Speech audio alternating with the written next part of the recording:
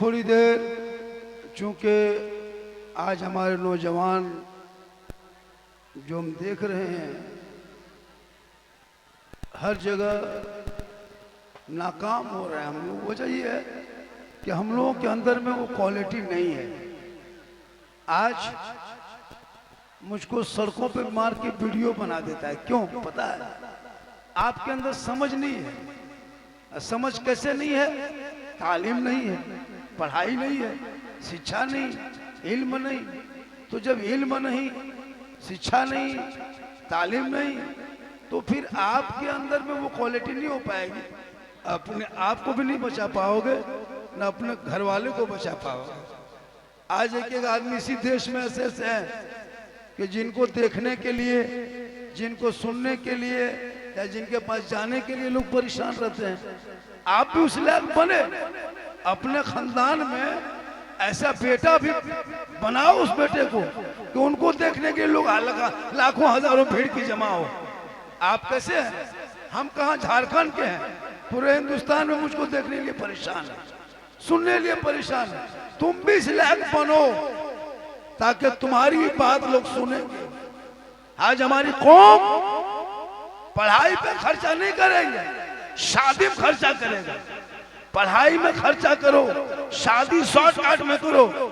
मस्जिद में जाके इमाम के कमरे में बैठ के निकाह पढ़ लेना, मदरसे के चबूतरे पे बेटा बेटी को ले जाके निकाह पढ़ा देना, मस्जिद के शहर में निकाह पढ़ा देना।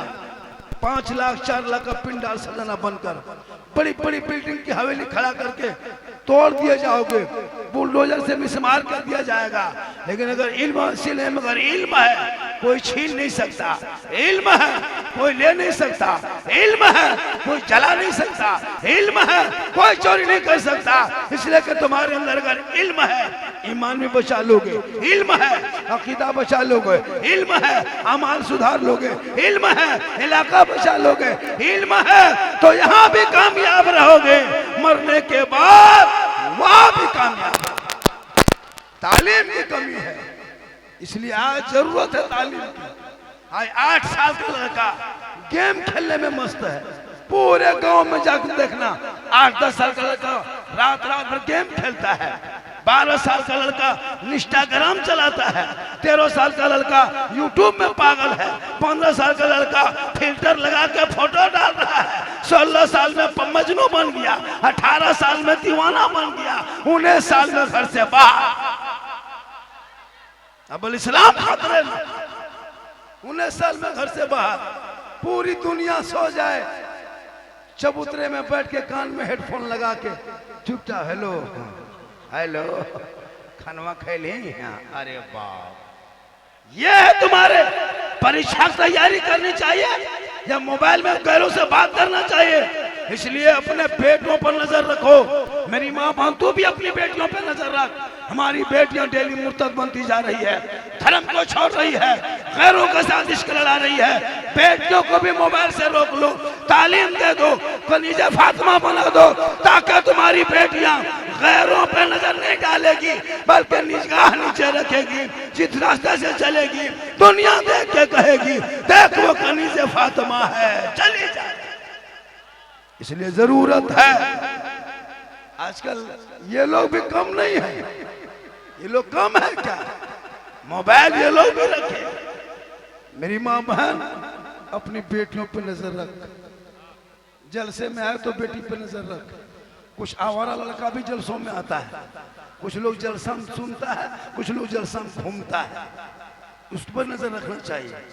जलसे को जलसा की तरह रखो ताकि लोग समझे का ये दीन का पैगाम दिया जा रहा है। जब बासोपट्टी के चौक चौराहे पर बैठने वाला नबी का दीवाना ऐसा है तो मदीने का मुस्तफा कैसा होगा? आपको देख के पता चलेगा जब दीवाने के ये आलम है तो मोहम्मद रसूलुल्लाह का। तो आपकी आदत माशाअल्लाह अच्छा बैठ गए। बाजा थोड़ा संभाल दीजिए, बाजा थोड़ा सा आप साफ सुथरी आवाज निकले इस अंदाज में कर दे ताकि ये बेचारी भोली भाली कौम, बड़ी मुश्किल से लाठी डंडा दिखा के बैठाया गया है, वरना ये कौम कहाँ सुधरती। जब तक इसको मार धाड़ नहीं तब तक ये सुधरेगा नहीं। सोच के देखिए, आप जब इनकी हुकूमत में नहीं समझ पाओगे तब कब समझ पाओगे। जिस देश में तुम जी रहे हो, ये हिंदू मुस्लिम सिख ईसाई आपस में रहो भाई भाई, अंग्रेजों से करो लड़ाई, भारत देश की होगी भलाई, उस तहत हम जी रहे हैं। आज इस गांव में इस डामू में हमने देख कई हिंदू बरादरी के लोग गैर मुस्लिम हमारे पास गए, कहा बाबा आपका बहुत बड़ा हम फैन हैं, हम लोग सब मिलजुल के करते हैं। बड़ा अच्छा लगा कि इस नफरत भरी दुनिया में आज डामू के इलाके में ऐसे ऐसे हिंदू मुस्लिम लोग हैं जो एक साथ मिल करके ये पैगाम लोगों को देना चाहा कि चाहे नफरत की कितनी आंधी चले, लेकिन डामू और बासोपट्टी के इलाके के हिंदू मुस्लिम सब कल भी एक साथ था, आज भी एक साथ है, जब तक जिएंगे तब तक साथ रहेंगे। ये गंगा जमुना की तहजीब देखने को मुझको इस गांव में मिला, इस खूबसूरती को आप बरकरार रखें। थोड़ी देर मेरी बातों को सुने, मेरी बातों में कोई किस्सा नहीं हम बयान करते, कोई कहानी हम नहीं बोलते, कोई लतीफ़ा नहीं बोलते, कोई चुटकुल्ला नहीं बोलते, कोई कॉमेडियन तकरीर मेरी नहीं होती है।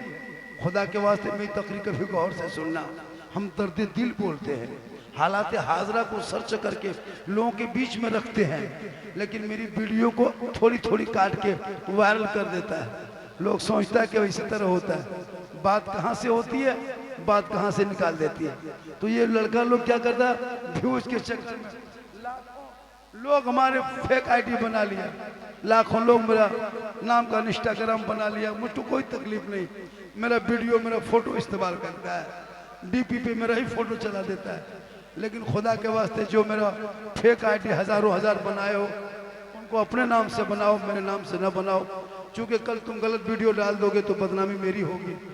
आपका शुक्रिया कि आप मुझसे मोहब्बत करते हो, आप मुझसे प्रेम करते हो, लेकिन मेरा फैन मत बनो, मेरा फॉलोवर मत बनो, अपने बाप का फॉलोवर बनो, अपने भाई का फैन बनो, अपने मोहल्ले का फैन फॉलोवर बनो। मेरा फैन फॉलोवर बनने से कोई कुछ नहीं होगा।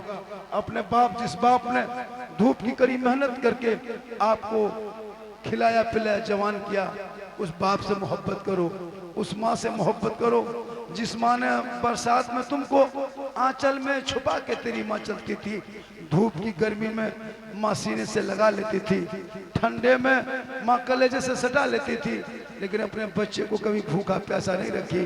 वो माँ बाप से मोहब्बत करो, जब माँ बाप से मोहब्बत करोगे तो अपने आप से सुनने मोहब्बत करोगे, और जब अपने आप को पहचान जाओगे मकसद तेरा क्या है। मकसद ये नहीं कि हम खाए पिए दुनिया से चले जाएं, मकसद ये है कि कुछ काम ऐसा करके जाएं ताकि मरने के बाद आपका काम वो जिंदा रहे। आप अगर अपने जिंदगी में कोई मदरसा बना के चले गए तो मरने के बाद वो सवाब पहुंचेगा। आपने किसी बच्चे को बेटे को आलिम बना के चले गए, मरने के बाद वो सवाब पहुंचेगा। आपने जिंदगी में कोई नेक काम करके चले गए, वो सिलसिला जारी रहेगा। इसलिए अपना कुछ ऐसा काम करके जाओ जो काम मरने के बाद भी काम आएगा। इसलिए मुसलमानों, मैं आप लोगों से गुजारिश करता हूँ, तकरीर तो मेरी आज होगी, मेरा मूड बन रहा है, चाहे 4 क्यों ना बज जाए, 5 क्यों ना बज जाए, लेकिन तकरीर बहरहाल होगी। मदरसे का एक मकसद है, जिस मदरसे का एक मकसद है, जिस मदरसे को बनाया गया है, जिस मदरसे के नाम पे जलसा हुआ है, उस मदरसे का मकसद है। मैंने जो ही आवाज लगाया, एक बाबू उठे 1100 रुपया, हमको 50 आदमी से पैसा नहीं लेना है, क्योंकि इस मदरसे में जो तालीम है, जिसमें पढ़ाई हो रही है, बच्चे पढ़ रहे हैं, बच्चियां पढ़ रही है, बेटा भी पढ़ रहा है, बेटियां भी पढ़ रही है। आपका 10 रुपया अगर एक बेटी खा के कुरान पढ़ेगी, आपका 20 रुपया खा के कोई बेटा कुरान पढ़ेगा, सोचो वो सवाब आपको भी मिलेगा। क्या लगता है मरने के बाद आपका बेटा आपकी बेटी परिवार याद करेगा? नहीं।